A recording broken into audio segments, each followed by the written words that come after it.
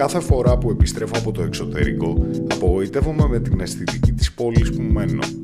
Αυτή είναι μια φράση που ακούμε συχνά και εκφράζει ένα μεγάλο αριθμό ανθρώπων που κατοικούν στις ελληνικές μεγαλοπόλεις. Είναι μια κοινή πεποίθηση, νομίζω, αυτή η έκφραση η οποία τίθεται σαν ερώτημα, ότι όταν έχουμε ταξιδέψει σε μια πόλη του εξωτερικού και επιστρέφουμε στην πόλη που μένουμε, μας δημιουργείται ένα αίσθημα απογοήτευσης. Όχι τόσο ως προς την γενικότερη ζωή και τον τρόπο που την βιώνουμε, όσο κυρίως προς την αισθητική των πόλεων μας. Δεν θα έλεγα ότι με εκφράζουν ιδιαίτερα κάποιες φράσεις κλισέ. Το σημαντικότερο πρόβλημα, νομίζω, αυτή τη στιγμή που έχει η Αθήνα είναι η έλλειψη αστικής κουλτούρας των κατοίκων της. Νομίζω ότι δυστυχώς με εκφράζει αυτή η άποψη και συμφωνώ ότι όταν γυρίζουμε από το εξωτερικό αισθανόμαστε τη διαφορά. Ξαφνικά γυρίζουμε σε ένα μέρος που τελικά δεν είναι και τόσο ωραίο. Και το πρώτο πράγμα που συνειδητοποιώ είναι ότι όταν περπατάω στην Αθήνα κοιτάω κάτω. Δεν κοιτάω ποτέ ψηλά. Δεν κοιτάω τα κτίρια, δεν κοιτάω τους ανθρώπους. Κοιτάω συνέχεια κάτω, στο πεζοδρόμιο, στις λακκούβες, που θα πέσουμε, τα γκρεμοτσακισμένα σημεία.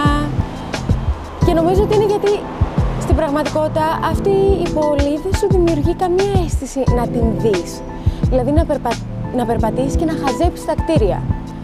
Δεν θέλεις να κοιτάς κάτω. Είναι πιο ασφαλές. Τι είναι αυτό που μας απογοητεύει, που μας κάνει να νιώθουμε πως βιώνουμε την καθημερινότητά μας σε ένα περιβάλλον το οποίο μειονεκτεί εναντί των άλλων ευρωπαϊκών πόλεων? Η συγκεκριμένη φράση δεν με εκφράζει. Θεωρώ ότι υπάρχει μια απαξίωση του οικείου και μια μυθοποίηση του ανίκειου. Δηλαδή έχουμε καταφέρει να φτάσουμε σε ένα σημείο που αυτό το οποίο μας είναι οικείο, η Αθήνα, η πόλη μας, θεωρείται ότι είναι κάτι άγριο, άναρχο, απειθάρχητο, αποκρουστικό, αντιαισθητικό, ενώ το ξένο, το ανίκιο, ξαφνικά γίνεται επιθυμητό, αισθητικά αγαπητό, με τάξη, με πειθαρχία, με αισθητικές αρετές. Ποιες είναι οι διαφορές που βλέπουμε σε σχέση με τις πόλεις του εξωτερικού? Όταν αναφερόμαστε για τις ελληνικές πόλεις ότι είναι μια μάζα από μπετόν, προφανώς και στις υπόλοιπες ευρωπαϊκές πόλεις με μπετόν χτίζει ο κόσμος. Είναι κάποιες λεπτομέρειες τις οποίες μπορούμε να τις αντιληφθούμε είτε πολεοδομικά είτε αρχιτεκτονικά. Η κύρια από αυτές είναι η σχέση του πλάτους των δρόμων με τα ύψη των οικοδομών. Μπορώ να έχω μια περιοχή με 4όροφες ή 6όροφες ή 7όροφες πολυκατοικίες και επειδή το πλάτος του δρόμου σε σχέση με την πολυκατοικία είναι μικρότερο από το 1/1, που στην Ευρώπη είναι 3/1 αυτή η αναλογία, η αίσθηση που μου δημιουργείται περπατώντας ή ζώντας εκεί, βλέποντας το μπαλκόνι το απέναντι με την μπουγάδα ή την πίσω αυλή με τα σκουπίδια κάτω, είναι συνθήκες που δεν δημιουργούν μια καλή αίσθηση διαβίωσης. Εδώ ίσως εντοπίζουμε τη μεγάλη διαφορά ανάμεσα στην Ελλάδα και σε άλλα κράτη του εξωτερικού, την έλλειψη δηλαδή δημόσιας αρχιτεκτονικής, και αυτό είναι ένα πάρα πολύ σημαντικό κεφάλαιο για τον αστικό χώρο, είτε σαν αρχιτέκτονες που βιώνουμε είτε σαν απλοί πολίτες. Παράδειγμα σημαντικό, η έλλειψη αρχιτεκτονικών διαγωνισμών, δημόσιων αρχιτεκτονικών διαγωνισμών, κάτι που στο εξωτερικό είναι ένα σύνηθες φαινόμενο, στην Ελλάδα δυστυχώς δεν υπάρχουν, ή και όταν γίνονται δεν πραγματοποιούνται πολλά από τα έργα. Και όταν λέμε για την πολιτεία, τους πολίτες και το δημόσιο χώρο, είναι κάποιες μικρές λεπτομέρειες που ενδεχομένως ποτέ να μην έχει δώσει σημασία ο απλός πολίτης και όλοι μας. Ένα χαρακτηριστικό παράδειγμα είναι το παρκάρισμα των αυτοκινήτων. Η τυπική ελληνική συνοικία έχει αυτοκίνητα παρκαρισμένα δεξιά και αριστερά και μία μάζα από καλώδια της ΔΕΗ και του ΟΤΕ, τα οποία δέχουν σημάδια τριτοκοσμικής χώρας. Μου θυμίζουν χαρακτηριστικά αστείες καταστάσεις στις φαβέλες στο Ρίο, όπου από μια κεντρική κολόνα φεύγανε 20.000 καλώδια κλεμμένα του ΟΤΕ και της ΔΕΗ. Όλα αυτά είναι μικρά στοιχεία, τα οποία είναι μέρος της καθημερινής αισθητικής μας και έχουν γίνει βιώματα. Είναι αυτά τα οποία στο εξωτερικό τα θεωρούμε δεδομένα πηγαίνοντας και δεν συνειδητοποιούμε και τη διαφορά. Σκεφτείτε έναν δρόμο στη Μαδρίτη ή στη Βαρκελόνη, εάν έχει καλό ευετσβέι να τρέχουν, πώς είναι οι διαφημιστικές πινακίδες, ποιες είναι οι διαφημιστικές πινακίδες, ποιος μπορεί να επεμβαίνει στο δημόσιο χώρο, μπορούμε να κρεμάμε πινακίδες στις όψεις των πολυκατοικιών μας. Τι είναι η όψη μιας πολυκατοικίας, είναι ο διαφημιστικός χώρος των γραφείων που είναι από πίσω. Όλα αυτά είναι μικρά στοιχεία, τα οποία ακριβώς επειδή δεν τα έχουμε μάθει και δεν έχουν οριοθετηθεί ποτέ, δημιουργούν μια πάρα πολύ κακή αισθητική, την οποία τη βιώνουμε καθημερινά. Μία ακόμα διαφοροποίηση που συναντάμε στην Ελλάδα σε σχέση με τις άλλες πόλεις του εξωτερικού είναι ότι δεν διαθέτουμε ψηλά κτίρια. Γιατί συμβαίνει αυτό? Στην Ελλάδα τα μοναδικά ψηλά κτίρια τα οποία έχουν κτιστεί, αυτά να τα πούμε ιστορικά, χτιστήκαν επί Χούντας, επί επταετίας, όπου απελευθερώθηκαν τα ύψη των οικοδομών σε συγκεκριμένες περιοχές. Τότε έγινε και ο πύργος των Αθηνών και το President και κάποια κτίρια πάνω στην Κηφισίας και ο πύργος του Πειραιά. Αυτή τη στιγμή το όριο ύψους στην Ελλάδα είναι τα 27 μέτρα, μια τυπική 9όροφη οικοδομή. Σε μια πόλη 5 εκατομμυρίων κατοίκων είναι προφανώς εύλογο να αναρωτιέται κανείς, ειδικά σε μια πόλη που έχει εξαπλωθεί και έχει κατακτήσει και όλα τα γύρω βουνά, έχει σκαρφαλώσει, έχει κατέβει και από πίσω, γιατί δεν θα μπορούσαν κάποιες συγκεκριμένες χρήσεις σε κάποιες συγκεκριμένες περιοχές να αναπτυχθούν ορισμένα ψηλά κτίρια όπως όλες τις μεγαλοπόλεις. Υπάρχουν πάρα πολλοί μύθοι, αστικοί μύθοι που τους ονομάζω γι' αυτό. Ένας αστικός μύθος είναι η θέα προς την Ακρόπολη και το Αττικό τοπίο. Αττικό τοπίο δεν υπάρχει πλέον στην Αθήνα, ας έρθει κάποιος να πει το αντίθετο. Όπως δεν υπάρχει και η θέα προς την Ακρόπολη. Μία πολυκατοικία στη Γλυφάδα ή ένας άνθρωπος που περπατάει στη Γλυφάδα δεν βλέπει την Ακρόπολη. Ένα δεύτερο θέμα σχέση με την Ακρόπολη είναι μην γίνει κάποιο κτίριο ανταγωνιστικό σε ύψος. Είναι τόσο ψηλά τοποθετημένη η Ακρόπολη και έχει εξαπλωθεί τόσο πολύ η Αθήνα, που φυσικά δεν μιλάει κανείς να πάρουμε την ελληνική πόλη και να την κάνουμε, να την τραβήξουμε προς τα πάνω και αντί να χτίζουμε συνοικίες με 9όροφες πολυκατοικίες, να χτίζουμε συνοικίες με 30όροφες πολυκατοικίες, να γίνουμε Κάιρο ή Χονγκ Κονγκ.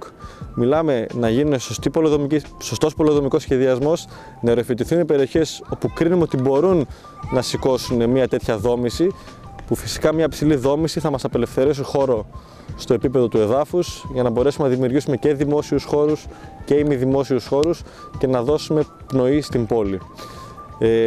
Τα κτίρια αυτά έχουν δαιμονοποιηθεί λόγω της Χούντας, θεωρηθήκαν φαλοκρατικά, τρόποι επιβολής του καθεστώτος. Συμφωνώ εν μέρη με αυτό. Καλώς ή κακώς έχουν περάσει πάρα πολλά χρόνια από τώρα. Η γενιά μας δεν μπορεί καν να αντιληφθεί τι σημαίνει η έννοια της επταετίας και της Χούντας. Πρέπει πλέον να βρούμε τρόπους και να προχωρήσουμε μπροστά. Τι είναι αυτό που καθορίζει τελικά την αισθητική των πόλεων μας? Λέω, είναι φανερό ότι δεν έχουμε ως Έλληνες στο Παρίσι, δεν έχουμε ως Έλληνες τη Βαρκελόνη, δεν έχουμε ως Έλληνες στο Τόκιο. Αυτό είναι απόλυτα φανερό.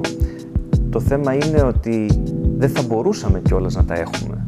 Δηλαδή, έχουμε αυτό το οποίο είμαστε.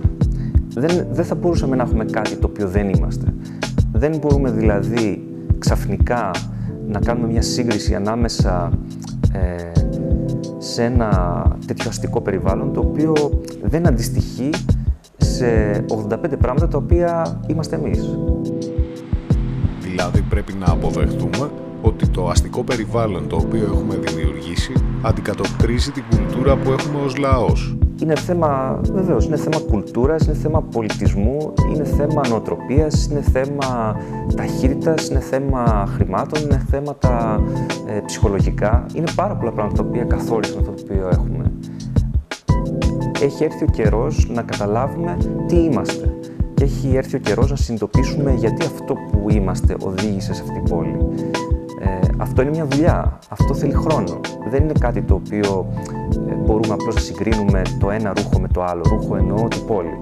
Δεν μπορούμε δηλαδή να συγκρίνουμε εύκολα ότι γιατί δεν έχουμε μια πόλη η οποία να μοιάζει με αυτή του Παρισιού, του Άμστερνταμ, της Βενετίας, της Ρώμης, της Φλωρεντίας. Είναι τελείως διαφορετικά τα πράγματα, αλλά εάν συνειδητοποιήσουμε πόσο αλληλένδετη είναι η πόλη με το δικό μας το πολιτισμό και καταλάβουμε πού είμαστε και πού πάμε και τι δυνατότητες έχουμε, τότε θα αρχίσουμε να καταλαβαίνουμε πόσο πιστή αναπαράσταση της δικής μας προσωπικότητας είναι και η πόλη που έχουμε. Φέρει μερίδιο ευθύνη στο κράτος, οι αρχιτέκτονες, οι πολίτες, οι χαμηλοί προϋπολογισμοί? Καμιά φορά σκέφτομαι ότι είναι άδικο να συγκρίνουμε την Αθήνα με πόλεις σαν τη Ρώμη ή τη Βιέννη ή το Λονδίνο, γιατί είναι πόλεις παραδοσιακά πλούσιες που χτίστηκαν σε μια εποχή μεγάλου πλούτου. Για την Αθήνα είναι το ανάποδο. Η σύγχρονη Αθήνα χτίστηκε σε μια περίοδο πολύ φτωχή για την Ελλάδα. Από την άλλη όμως έχουν περάσει τόσα χρόνια από τότε και η Αθήνα παραμένει μια όχι ωραία πόλη, οπότε νομίζω ότι είναι και θέμα προσωπικής ευθύνης. Νομίζω λοιπόν ότι δεν τίθεται κάποιο θέμα καλαισθησίας, όπως ίσως κάποιοι νομίζουν, αλλά η εργολαβική λογική και στους επαγγελματίες αλλά και στους πολίτες. Και αυτό επίσης το θεωρώ πάρα πολύ σημαντικό. Οι Έλληνες αρχιτέκτονες και ιδιαίτερα από τη δεκαετία του 1960 έχουν επιδείξει πολύ σπουδαία παραδείγματα στην αρχιτεκτονική, σε μια αρχιτεκτονική κοντά στον άνθρωπο. Άρα λοιπόν νομίζω ότι ίσως θα πρέπει να αλλάξει και η φιλοσοφία του σχεδιασμού και της αντιμετώπισης του διαλόγου ενός αρχιτέκτονα με το λευκό χαρτί, ώστε το αποτέλεσμα να είναι εντελώς διαφορετικό. Στην Ελλάδα δεν έχουμε μάθει να εκτιμάμε την έννοια του δημόσιου χώρου, γι' αυτό φταίμε όλοι. Φταίει η πολιτεία που δεν έχει φτιάξει δημόσιους χώρους, φταίμε εμείς που δεν τους προσέχουμε. Εδώ, αν κάνει μια βόλτα κάποιος στην Αρεοπαγίου, είναι ο μοναδικός δρόμος στην Αθήνα που μπορεί κάποιος να περπατήσει, να ηρεμήσει, και ακριβώς επειδή είναι ένας δρόμος καθαρός, τον σέβεται. Από τη στιγμή που πιστεύω ότι δεν είναι προβληματική η εικόνα της πόλης, αυτή καθ' αυτή, δεν λέω ότι δεν μπορεί να βελτιώσει κανείς την πόλη, αλλά λέω ότι το σύνολο της πόλης δεν είναι μια απογοήτευση όπως πολλοί θα θέλουν να την παρουσιάζουν. Από τη στιγμή λοιπόν που το λέω αυτό, αμέσως αλλάζει και η ορολογία. Δηλαδή, δεν φταίει κανείς γι' αυτό. Ποιος ευθύνεται γι' αυτό? Ευθύνονται, θα έλεγα, όλοι. Δεν υπάρχει κάποιος ο οποίος εξαιρείται. Όπως και στο τι συμβαίνει μέσα σε μια οικογένεια, φταίνε όλοι. Άρα, δεν είναι ότι όσοι ασχολήθηκαν με την οικοδομή είναι αθώοι. Όλοι έχουν την ευθύνη τους. Και η πολιτεία και οι αρχιτέκτονες και η πολιτική μηχανική και οι πελάτες, όλοι έχουν συμμετοχή σε αυτό το οποίο βλέπουμε. Γι' αυτό και υποστηρίζω ότι αυτό το οποίο βλέπουμε είμαστε εμείς.